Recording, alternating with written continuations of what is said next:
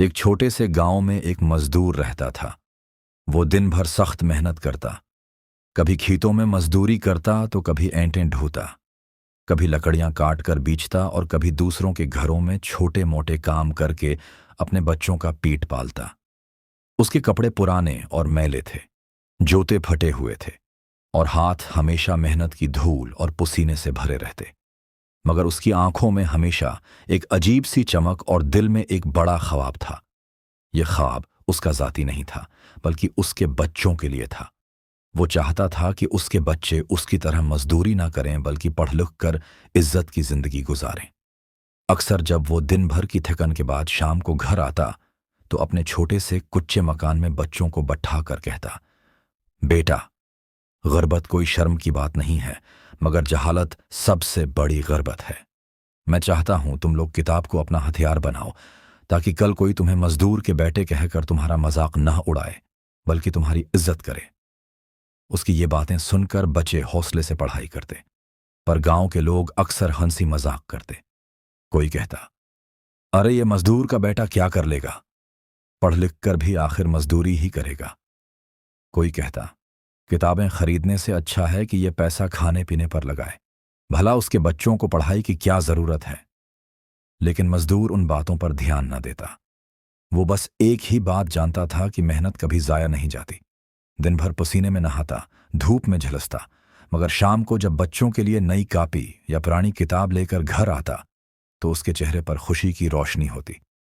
अक्सर वो खुद भूखा सो जाता, मगर बच्चों को भूखा न सोने देता। वो कहता, बेटा, ये भूख आरजी है, मगर इल्म हमेशा के लिए तुम्हारी भूख खत्म कर देगा। वक्त गुजरता गया, बच्चे बड़े हुए। सबसे बड़ा बेटा दिन रात मेहनत करके उस्ताद बनने का ख्वाब पूरा करने में लग गया। दूसरा बेटा डॉक्टर बनने की राह पर निकला और तीसरा इंजीनियर बनने के लिए मेहनत करने लगा। घर में गुर्बत थी, खाने के लिए अक्सर कुछ ना होता, मगर इन बच्चों के ख्वाब बड़े थे। इधर मजदूर की हालत मजीद कमजोर हो रही थी।